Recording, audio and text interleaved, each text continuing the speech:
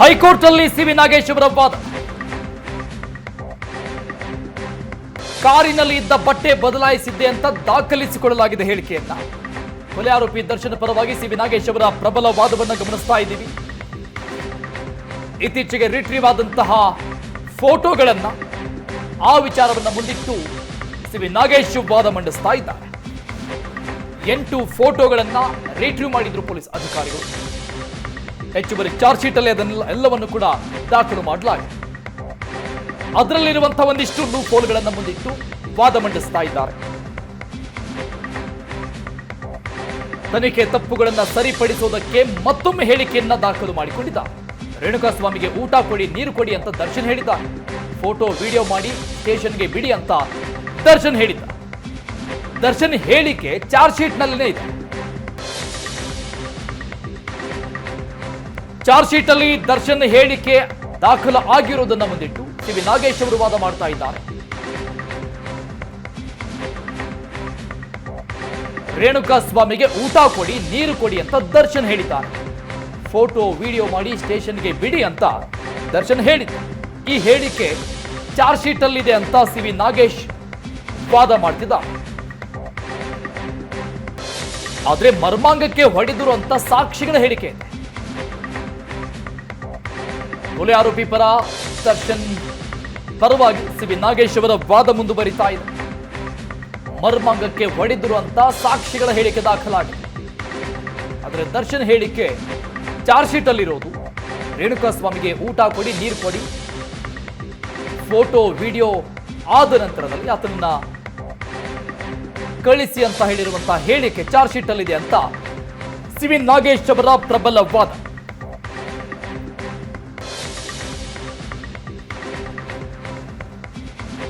ಆದರೆ ಸಾಕ್ಷಿಗಳ ಹೇಳಿಕೆ ಇರುವುದು ಮರ್ಮಾಂಗಕ್ಕೆ ಹೊಡೆದರು ಅಂತ.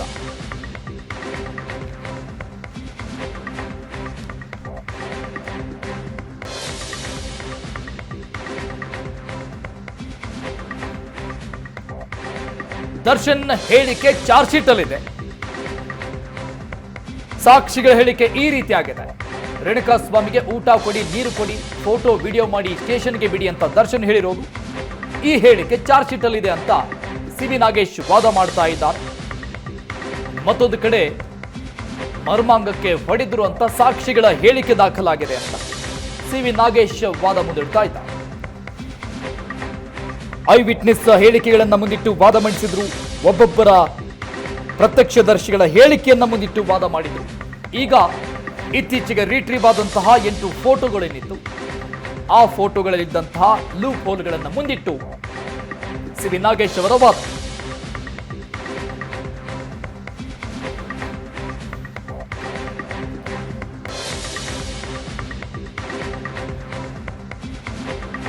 ದರ್ಶನ್ ಪವಿತ್ರ ಗೌಡ ಪವನ್ ಬಂದಿದ್ದ ಬಗ್ಗೆ ಸಾಕ್ಷಿ ಹೇಳಿದ.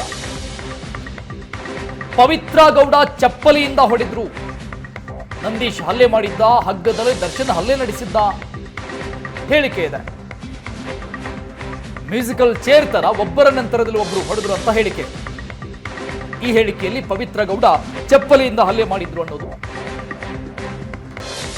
ಮ್ಯೂಸಿಕಲ್ ಚೇರ್ ತರಹ ಒಬ್ಬರ ನಂತರ ಒಬ್ಬೊಬ್ಬರಾಗಿ ಹಲ್ಲೆ ಮಾಡಿದ್ದಾರೆ ಅಂತ ಹೇಳಿಕೆ ಇದೆ.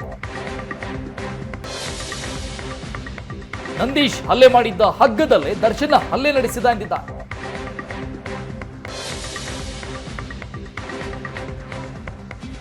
ಮ್ಯೂಸಿಕಲ್ ಚೇರ್ ತರ ಸರದಿಯಲ್ಲಿ ಒಬ್ಬರ ನಂತರದಲ್ಲಿ ಒಬ್ಬರು ಹಲ್ಲೆ ಮಾಡಿರುವ ರೀತಿಯಲ್ಲಿ ಹೇಳಿಕೆ ಇದೆ. ಇನ್ನು ಪವಿತ್ರ ಗೌಡ ಚಪ್ಪಲಿಯಿಂದ ಹೊಡೆದಿದ್ದಾನೆ ಅಂತ ಅಂದಿದ್ದಾನೆ ಸಾಕ್ಷಿ. ಆದ್ರೆ ದರ್ಶನ್ ಕೊಟ್ಟಿರುವಂತಹ ಹೇಳಿಕೆ ಚಾರ್ಜ್ ಶೀಟ್ ಅಲ್ಲಿ ಆ ಪ್ರಕಾರ ರೇಣುಕಾಸ್ವಾಮಿಗೆ ಊಟ ಕೊಡಿ, ನೀರು ಕೊಡಿ, ಫೋಟೋ ವಿಡಿಯೋ ಮಾಡಿದ ನಂತರದಲ್ಲಿ ಆತನನ್ನ ಸ್ಟೇಷನ್ಗೆ ಬಿಡಿ ಅನ್ನೋದು ದರ್ಶನ್ ಹೇಳಿಕೆ ಆಗಿದೆ. ಆ ಹೇಳಿಕೆ ಚಾರ್ಜ್ ಶೀಟ್ ಅಲ್ಲಿದೆ ಅಂತ ಸಿವಿ ನಾಗೇಶ್ ಅವರ ವಾದ.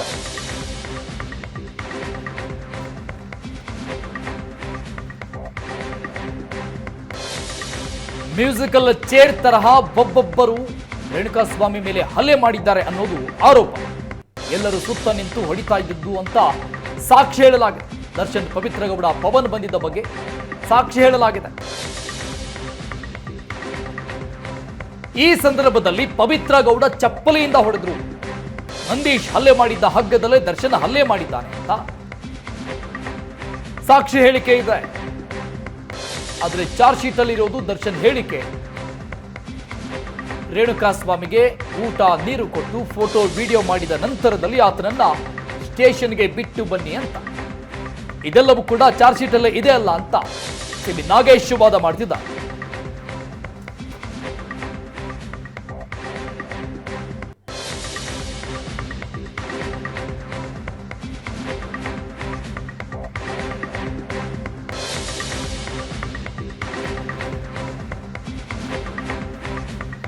ಪ್ರತ್ಯಕ್ಷದರ್ಶಿಗಳ ಹೇಳಿಕೆಯನ್ನ ಆಧರಿಸಿ ಐ ವಿಟ್ನೆಸ್ಗಳ ಹೇಳಿಕೆಯನ್ನ ಮುಂದಿಟ್ಟು ಸಿವಿ ನಾಗೇಶ್ ಅವರ ಕಡೆಯಿಂದ ಪ್ರಬಲವಾಗಿ ವಾದ ಮಂಡನೆ ಆಗ್ತಾ ಇದೆ.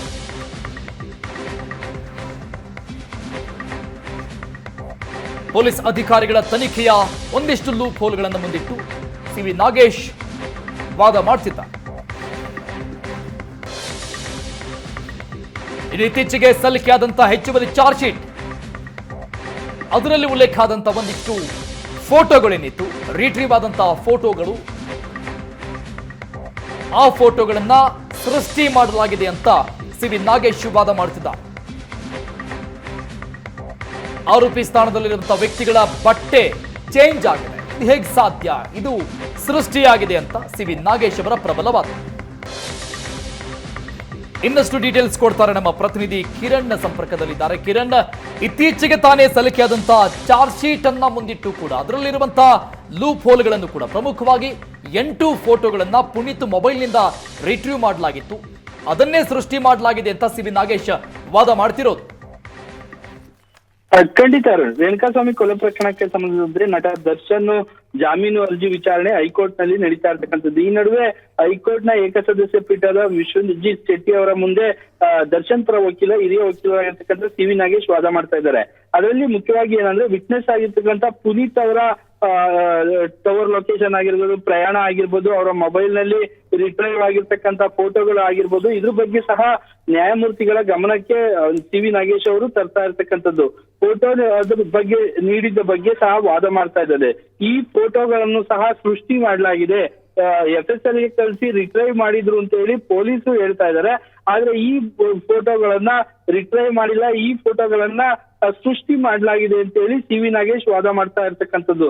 ಮುಖ್ಯವಾಗಿ ಆರೋಪಿಗಳೇನಿದ್ದಾರೆ, ರವಿಶಂಕರ್ ಧರಿಸಿದ್ದ ಬಟ್ಟೆ ಬೇರೆ ಇದೆ, ಘಟನೆ ನಡೆದ ಸ್ಥಳದಲ್ಲಿ ಬಟ್ಟೆ ಬದಲಾಯಿಸಿದ್ನ ಅನ್ನೋದ್ರ ಬಗ್ಗೆನೂ ಸಹ ಸಿವಿ ನಾಗೇಶ್ ವಾದ ಮಾಡ್ತಾ ಇರ್ತಕ್ಕಂಥದ್ದು.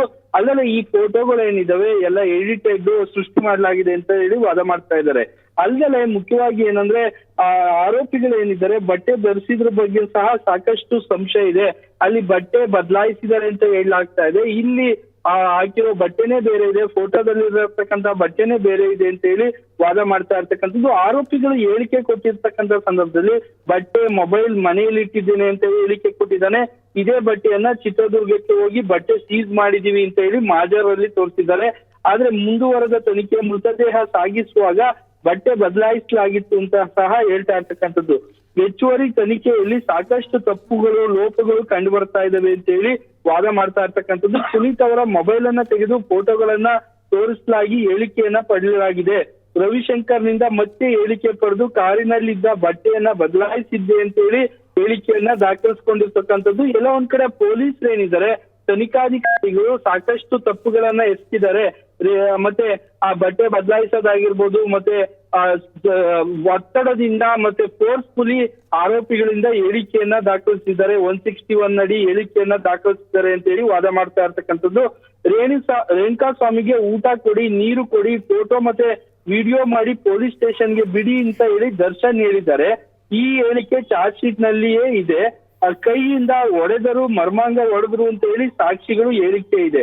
ಇಲ್ಲಿ ಸ್ಪಷ್ಟವಾಗಿ ಗೊತ್ತಾಗುತ್ತೆ, ಇಲ್ಲಿ ಸಾಕಷ್ಟು ವ್ಯತ್ಯಾಸ ಕಂಡು ಬರ್ತಾ ಇರ್ತಕ್ಕಂಥದ್ದು. ದರ್ಶನ್ ಅವರು ಊಟ ಕೊಡಿ ಅಂತ ಹೇಳಿದ್ದಾರೆ, ನೀರ್ ಕೊಡಿ ಅಂತ ಹೇಳಿದ್ರೆ ಇಲ್ಲಿ ಚಾರ್ಜ್ ಶೀಟ್ ನಲ್ಲಿ ಅದನ್ನ ಮೆನ್ಷನ್ ಮಾಡಿದ್ದಾರೆ. ಆದ್ರೆ ಆರೋಪಿಗಳು ಹೇಳಿಕೆ ಕೊಡೋ ಸಂದರ್ಭದಲ್ಲಿ ಮರ್ಮಾಂಗಕ್ಕೆ ಒದ್ದಿದ್ದಾರೆ ಅಂತ ಹೇಳಿ ಹೇಳಿಕೆಯನ್ನ ದಾಖಲಿಸ್ತಾರೆ. ಎಲ್ಲೋ ಒಂದ್ ಕಡೆ ಪೊಲೀಸರ ಒತ್ತಡಕ್ಕೆ ಮಣಿದು ಪೊಲೀಸರು ಎಲ್ಲೋ ಒಂದ್ ಕಡೆ ಹೊಡೆದು ಬರೆದು ಆರೋಪಿಗಳಿಂದ ಹೇಳಿಕೆಯನ್ನ ದಾಖಲಿಸ್ತಾರೆ ಅನ್ನೋ ರೀತಿಯಲ್ಲಿ ಸಿವಿ ನಾಗೇಶ್ ವಾದ ಮಾಡುತ್ತಾ ಇರ್ತಕ್ಕಂಥದ್ದು. ಫೋರ್ಸ್ಫುಲಿ ಹೇಳಿಕೆಯನ್ನ ದಾಖಲಿಸಿಕೊಂಡಿದ್ದಾರೆ. ಎಲ್ಲ ಸೇರ್ಕೊಂಡು ಸತ್ತು ನಿಂತು ಒಬ್ಬರಿಗೆ ಹೊಡೆದಿದ್ದು ಹೇಗೆ ಸಾಕ್ಷಿ ಆಗುತ್ತೆ. ದರ್ಶನ್, ಪವಿತ್ರ ಗೌಡ, ಪವನ್ ಬಂದಿದ್ದ ಬಗ್ಗೆ ಸಾಕ್ಷಿ ಪುನೀತ್ ಹೇಳ್ತಾ ಇದ್ದಾನೆ. ಕೈಯಿಂದ ಹೊಡೆದ, ಮರ್ಮಾಂಗದಿಂದ ಹೊಡೆದಿದ್ದಾರೆ ದರ್ಶನ್ ಅಂತ ಹೇಳ್ತಾ ಇದಾರೆ. ಪವಿತ್ರ ಗೌಡ ಚಪ್ಲಿಯಿಂದ ಹೊಡೆದ್ರು ಅಂತ ಹೇಳ್ತಾ ಇದಾರೆ. ಹಗ್ಗದಲ್ಲಿ ನಂದೀಶ್ ಹಲ್ಲೆ ಮಾಡಿದ್ದ ಅಂತ ಹೇಳಿ ದರ್ಶನ್ ಹಲ್ಲೆ ನಡೆಸಿದ್ರು ಅಂತ ಹೇಳಿ ಎಲ್ಲಾ ಸಾಕ್ಷಿಗಳು ಹೇಳ್ತಾ ಇದಾರೆ. ಇಲ್ಲಿ ನೋಡಿದ್ದ ಯಾರು ಪುನೀತ್ ಪ್ರತ್ಯಕ್ಷ ದರ್ಶಿ ಅಂತ ಹೇಳ್ತಾ ಇದಾರೆ. ಅವನ ಟವರ್ ಲೊಕೇಶನ್ ನೋಡಿದ್ರೆ ತಿರುಪತಿ, ಹುಬ್ಳಿ ಬರ್ತಾ ಇರ್ತಕ್ಕಂಥದ್ದು ಒಂದ್ ಕಡೆ ಹೇಳ್ತಾರೆ, ಅಥವಾ ಬೆಂಗಳೂರಿನಲ್ಲೇ ಬೇರೆ ಕಡೆ ಇದ್ದ. ಆ ಟವರ್ ಲೊಕೇಶನ್ ಕೂಡ ಅನುಮಾನ ಇರ್ತಕ್ಕಂಥದ್ದು. ಆ ಟವರ್ ಲೊಕೇಶನ್ ಕೂಡ ಸಾಕಷ್ಟು ರೀತಿಯಲ್ಲಿ ಇವರೇ ಕ್ರಿಯೇಟ್ ಮಾಡಿದ್ದಾರೆ ಅನ್ನೋ ರೀತಿ ಅನುಮಾನ ಬರ್ತಾ ಇರ್ತಕ್ಕಂಥದ್ದು ಅಂತ ಹೇಳಿ ಟಿವಿ ನಾಗೇಶ್ ವಾದ ಮಾಡ್ತಾ ಇರ್ತಕ್ಕಂಥದ್ದು. ಆರೋಪಿಗಳನ್ನ ಠಾಣೆಗೆ ಕರೆತಂದು ಸ್ಟೇಷನ್ ಡೈರಿಯಲ್ಲಿ ಉಲ್ಲೇಖಿಸಬೇಕು. ಆದ್ರೆ ರಿಮ್ಯಾಂಡ್ ಅರ್ಜಿಯಲ್ಲಿ ಕೊಡುವಾಗ ಸಾಕ್ಷಿಗಳ ಬಗ್ಗೆ ಹೇಳಿಕೆ ಕೊಟ್ಟಿಲ್ಲ, ಆರೋಪಿಗಳ ಬಗ್ಗೆ ಯಾವುದೇ ರೀತಿ ರಿಮ್ಯಾಂಡ್ ಅರ್ಜಿಯಲ್ಲಿ ಉಲ್ಲೇಖ ಮಾಡಿಲ್ಲ. ಯಾಕೆ ಸಾಕ್ಷಿ ಮತ್ತೆ ತನಿಖಾ ಪ್ರಗತಿ ಬಗ್ಗೆ ಮುಚ್ಚಿಡ್ಲಾಯ್ತು ಅನ್ನೋದ್ರ ಬಗ್ಗೆನೂ ಸಹ ಟಿವಿ ನಾಗೇಶ್ ಕ್ವಶನ್ ಮಾಡ್ತಾ ಇರ್ತಕ್ಕಂಥದ್ದು.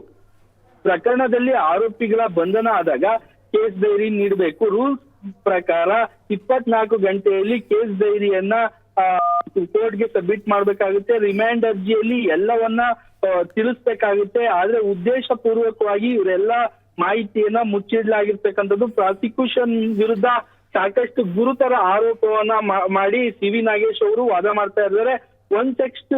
ಸೆಕ್ಷನ್ 172 ಅಡಿ ಇದು ಕಾನೂನಲ್ಲ.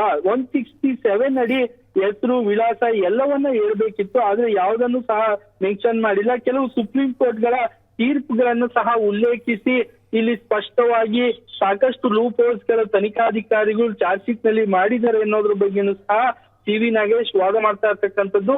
ಹಾಗಾಗಿ ರೆಗ್ಯುಲರ್ ಬೇಲ್ ಏನಿದೆ, ದರ್ಶನ್ ಅವ್ರಿಗೆ ರೆಗ್ಯುಲರ್ ಬೇಲ್ ಕೊಡ್ಬೇಕು, ಇವ್ರದ್ದು ಯಾವುದೇ ರೀತಿ ತಪ್ಪಿಲ್ಲ ಅನ್ನೋದನ್ನ ಸಾಬೀತುಪಡಿಸೋದಕ್ಕೆ ದರ್ಶನ್ ಅವರು ಈ ಕೃತ್ಯದಲ್ಲಿ ಭಾಗಿಯೇ ಆಗಿಲ್ಲ ಅನ್ನೋ ರೀತಿಯಲ್ಲಿ ಅವರ ವಾದ ಇರ್ತಕ್ಕಂಥದ್ದು. ಓಕೆ ಕಿರಣ್, ಈಗ ತನಿಖೆ ಏನಾಗ್ತಾ ಇದೆ ಅನ್ನೋದನ್ನ ತಿಳಿಸೋದಕ್ಕೆ ರಿಮ್ಯಾಂಡ್ ಅರ್ಜಿಯಲ್ಲಿ ತಿಳಿಸಬೇಕಾಗತ್ತೆ. ಆದ್ರೆ ತನಿಖಾಧಿಕಾರಿಗಳು ಇಲ್ಲೂ ಕೂಡ ತಪ್ಪು ಮಾಡಿದ್ದಾರೆ ಅನ್ನೋದು ಸಿ.ವಿ. ನಾಗೇಶ್ ಅವರ ವಾದ. ಸೊ ಹಾಗಾಗಿ ಎಸ್.ಪಿ.ಪಿ ಅವರ ಪ್ರತಿವಾದಕ್ಕೆ ಇದು ಎಷ್ಟರ ಮಟ್ಟಿಗೆ ಎಫೆಕ್ಟ್ ಆಗುತ್ತೆ ಅಂತ? ಖಂಡಿತ. ಏನಂದ್ರೆ ರೇಣುಕಾಸ್ವಾಮಿ ಕೊಲೆ ಪ್ರಕರಣದಲ್ಲಿ ಕೆಲವು ಸಾಕ್ಷಿಗಳೇನಿದೆ, ಸಾಕ್ಷಿಗಳ ಹೆಸರು, ಅವರ ವಿಳಾಸ, ಫೋನ್ ನಂಬರು, ಅದನ್ನ ಬಹಿರಂಗ ಪಡಿಸಿದ್ರೆ ಸಾಕ್ಷಿಗಳಿಗೆ ಬೆದರಿಕೆ ಹಾಕೋ ಚಾನ್ಸಸ್ ಇರುತ್ತೆ. ಯಾರು ಸಾಕ್ಷಿ ಅಂತ ಗೊತ್ತಾದ ಸಂದರ್ಭದಲ್ಲಿ ಪೊಲೀಸ್ ಹಿರಿಯ ಅಧಿಕಾರಿಗಳು ಕೂಡ ಹೇಳ್ತಾ ಇದ್ರು, ಯಾವುದೇ ಕಾರಣಕ್ಕೂ ಮಾಧ್ಯಮದಲ್ಲಿ ಅವರ ಹೆಸರುಗಳನ್ನು ಸಹ ಬಿತ್ತರಿಸಬೇಡಿ, ಅವರ ಸಾಕ್ಷಿಗೆ ತೊಂದರೆ ಆಗೋ ಚಾನ್ಸಸ್ ಇರುತ್ತೆ, ಸಮಸ್ಯೆ ಆಗೋ ಚಾನ್ಸಸ್ ಇರುತ್ತೆ. ಆರೋಪಿಗಳು ಹೊರಗಡೆ ಬಂದ ಸಂದರ್ಭದಲ್ಲಿ ಅವ್ರಿಗೆ ಥ್ರೆಟ್ನಿಂಗ್ ಮಾಡೋ ಸಾಧ್ಯತೆ ಇರುತ್ತೆ. ಹೀಗಾಗಿ ಯಾವುದೇ ಕಾರಣಕ್ಕೂ ಸಹ ಅವರ ಐಡೆಂಟಿಟಿ ಏನಿದೆ ಅದನ್ನ ಬಹಿರಂಗ ಪಡಿಸಬಾರ್ದು ಅಂತ ಹೀಗಾಗಿ ಈ ರೀತಿ ಮಾಡಿದೀವಿ ಅಂತ ಹೇಳಿ ಈ ಹಿಂದೆ ಕೂಡ ಎಸ್.ಪಿ.ಪಿ. ಪ್ರಸನ್ನ ಕುಮಾರ್ ಕೂಡ ಹೇಳಿದ್ರು. ಇದನ್ನೇ ಸಹ ಲೂಪ್ ಹೋಲ್ಸ್ ಅಂತ ತಿಳ್ಕೊಂಡು ಸಿ.ವಿ. ನಾಗೇಶ್ ವಾದ ಮಾಡ್ತಾ ಇರ್ತಕ್ಕಂಥದ್ದು. ಒಂದ್ ಕಡೆ ತನಿಖಾಧಿಕಾರಿಗಳು ಮತ್ತೆ ಎಸ್.ಪಿ.ಪಿ. ಮಾಡಿರೋದು ಸರಿ ಅನ್ಸುತ್ತೆ. ಅಂದ್ರೆ ಯಾರ್ಯಾರು ಐ ವಿಟ್ನೆಸ್ ಇರ್ತಾರೆ, ಸಾಕ್ಷಿಗಳು ಇರ್ತಾರೆ, ದರ್ಶನ್ ಒಬ್ಬ ಪ್ರಭಾವಿ ನಟ ಇದ್ದಾನೆ, ಸಾಕಷ್ಟು ಕಾಂಟ್ಯಾಕ್ಟ್ಗಳಿದಾವೆ, ರಾಜಕೀಯ ಮುಖಂಡರಾಗಿರ್ಬೋದು, ರೌಡಿ ಶೀಟರ್ಗಳಿದ್ದಾರೆ, ಜೈಲ್ನಲ್ಲೇ ಸಹ ರೌಡಿ ಶೀಟರ್ ವಿಲ್ಸನ್ ಗಾರ್ಡನ್ ನಾಗನನ್ನ ಸಹ ಭೇಟಿ ಮಾಡಿದ್ರು, ಕುಲಾಸೀನಾ ಭೇಟಿ ಮಾಡಿದ್ರು, ಎಲ್ಲರೂ ಕೂತ್ಕೊಂಡು ನಗ್ತಾ ಚಹಾ ಕುಡಿತಾ ಇದ್ರು.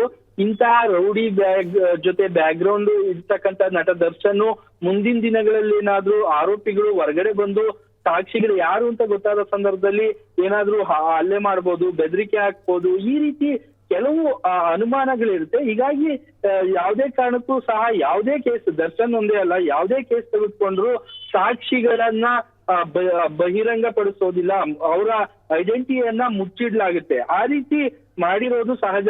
ಹೀಗಾಗಿ ಇದನ್ನ ದೊಡ್ಡ ಮಟ್ಟಕ್ಕೆ ಸಿ.ವಿ. ನಾಗೇಶ್ ಅವರು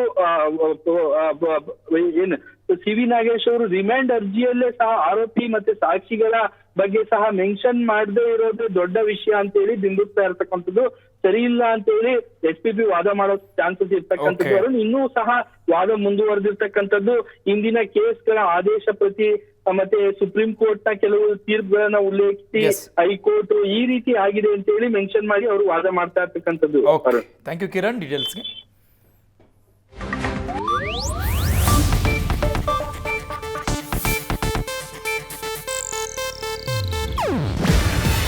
ಇದು ಏಷ್ಯಾನೆಟ್ ನ್ಯೂಸ್ ನೆಟ್ವರ್ಕ್ ಪ್ರಸ್ತುತಿ. ನೀವು ನೋಡ್ತಿದ್ದೀರಾ ಏಷ್ಯಾನೆಟ್ ಸುವರ್ಣ ನ್ಯೂಸ್.